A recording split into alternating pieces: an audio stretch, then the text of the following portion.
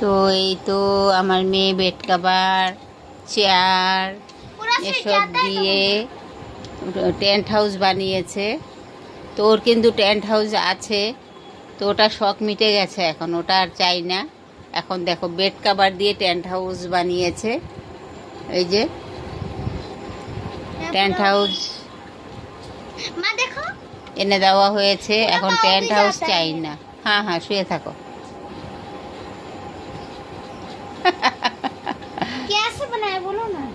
বললাম তো bed cover দিয়ে। এই যে এই পাশে টেবিল দিয়ে বালিশ চাপা দিয়েছে, এই পাশে চেয়ার। হ্যাঁ হ্যাঁ, বহুত সুন্দর হুয়া। আর দেখো বেড কভার দিয়ে টেন্ট হাউস বানিয়েছে। ওটা কি করবো, দিয়ে দিই কাউকে? কেন, उससे भी खेलेगा? और ये क्यों गंदा वो बेड कवर लेके? अरे सब लोग करते हैं, कुछ नहीं।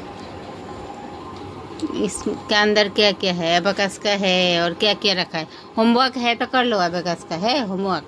होमवर्क नहीं है, पर मेरे को कुछ आया वही करना। গ্রামে গেছিলাম আজকে 1 মাস আগে। ওখান থেকেই মানে আমাদের তো চাষবাস হয়, দেওররা সবাই চাষবাস করে। তো ওরা মানে গোবিন্দভোগ চাল চাষ করেছে, ওখান থেকে চাল দিয়েছিল। তো এতদিন আর একদিন খাওয়া হয়েছিল এমনি দুধ দিয়ে রান্না করে।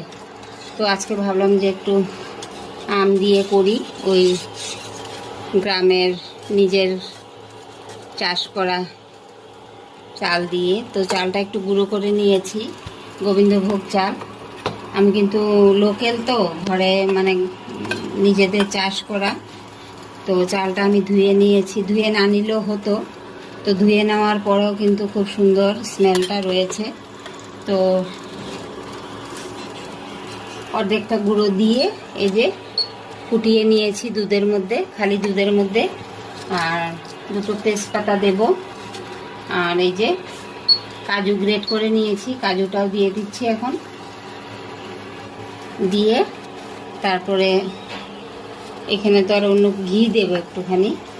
আর এই যে এলাচ কিন্তু গরম দুধের মধ্যে আমি ভিজিয়ে রেখেছি। এই যে এলাচ গরম দুধে ভিজিয়ে রেখেছি, পরে দুধটা ছেঁকে দিয়ে দেব, এখন দেব না। তো এই যে আমটা এখানে মিক্সির মধ্যে পেস্ট করে নিয়েছি, পাকা আম। পুরোটা দেব না, অর্ধেকটা দেব। পুরোটা দিলে কিন্তু বেশি হয়ে যাবে, তো অর্ধেকটা আম এখন দিয়ে দিলাম।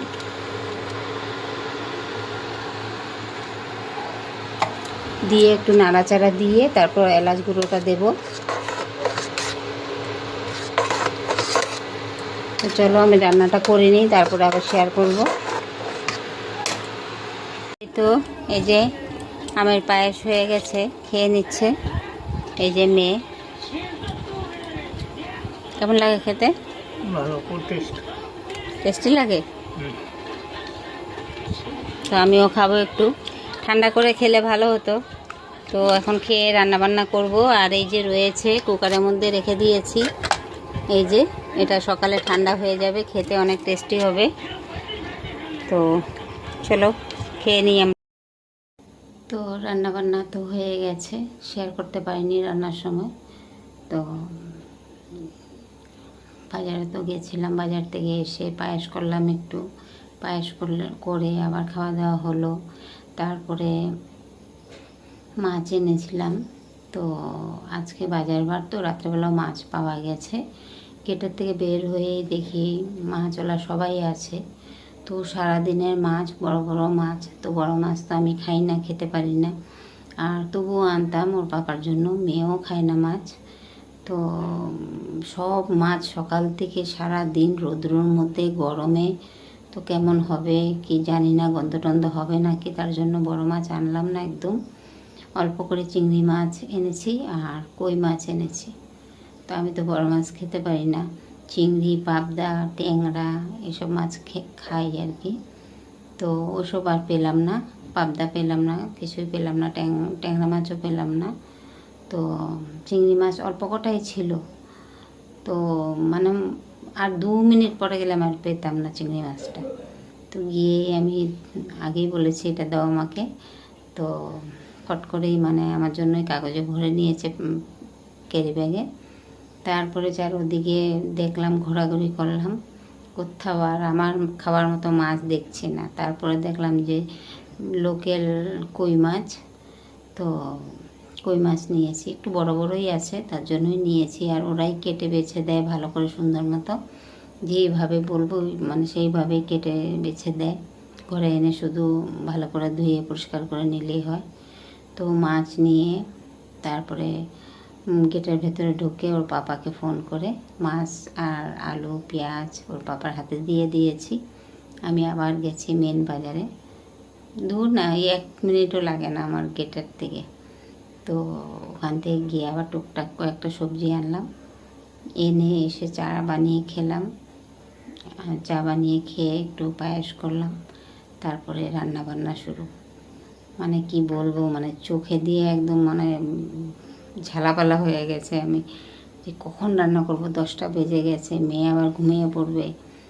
মানে মশলা রেডি করার একটা ব্যাপার আছে, কাটা কুটি, এদিকে মাংস একটুখানি, এদিকে চিংড়ি মাছ একটুখানি, এদিকে কই মাছ, কি করব, ভাত। তো তাড়াতাড়ি করে মানে করলাম আর কি, আর তোমাদেরকে কিছু শেয়ার করতে পারিনি। তো চলো কী কী রান্না করলাম একটু দেখিয়ে দিই। যে সবজি আনা হয়েছে, বাজারে গেছিলাম যে 2টো চাল কুমড়ো এনেছি। এই যে চাল কুমড়ো খেতে কিন্তু খুব ভালো লাগে, এটা কিন্তু পাহাড়ের চাল কুমড়ো। এই যে লম্বা লম্বা মতো চাল কুমড়ো, এটা স্মেলটাও খুব টেস্টি হয় বাসমতির মতো। তো 2টো নিয়ে এসেছি।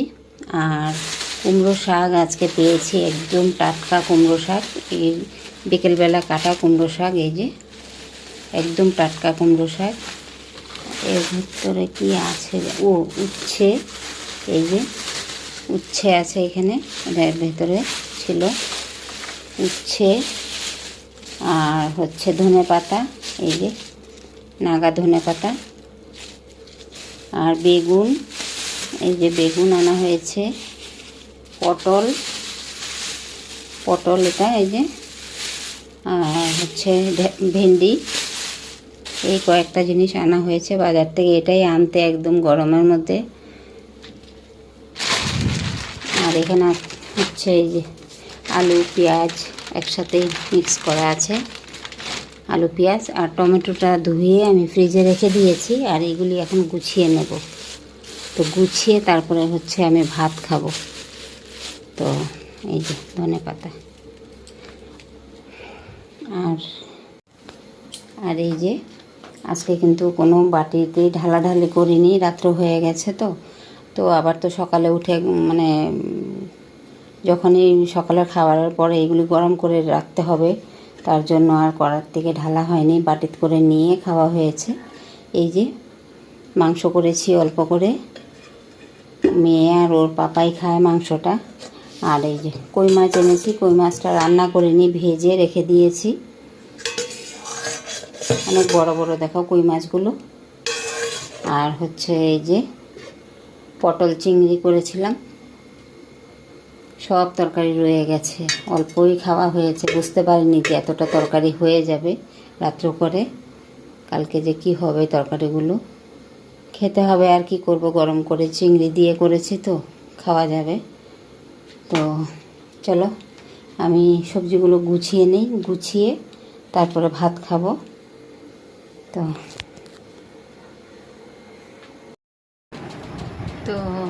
রান্নাবান্না হয়ে খাওয়া দাওয়া তো হয়ে গেল, আগে তো শেয়ার করেছিলাম। তো সবজিপত্র সব গুছিয়ে ফ্রিজে ভরে দিয়েছি, তারপরে নিজেও খেয়ে নিলাম। খেয়ে রান্নাঘরটা একদম পরিষ্কার করে ডিপ ক্লিন করে নিয়েছি, করে তারপরে একটু ফ্রেশ হলাম। তো গরমে বাজারে গেছি, রান্না বান্না কি বলবো, মাথা টাথা ঘুরে একদম অবস্থা খারাপ। আজকে হয়তো 6 মাস পর আমি তেল দিয়েছি মাথায়, তেল করে। তো তেল দিয়ে জল দিয়ে একটু ফ্রেশ হলাম, চান করে নিলাম। তো এখন একটু ভালো লাগছে, এখন ঘুমোতে যাব। তো চলো আজকের মতন ভিডিওটা এখানেই রাখবো। সবাই ভালো থেকো, সুস্থ থেকো। পুরনো বন্ধুদেরকে অনেক অনেক ধন্যবাদ। আর নতুন বন্ধু যদি এসে থাকো তাহলে একটা কমেন্ট করে যেও, আমিও চলে যাব তোমাদের পরিবারে। একটু লেট হলেও চলে যাব। তো আজকের মতন টাটা, বাই বাই।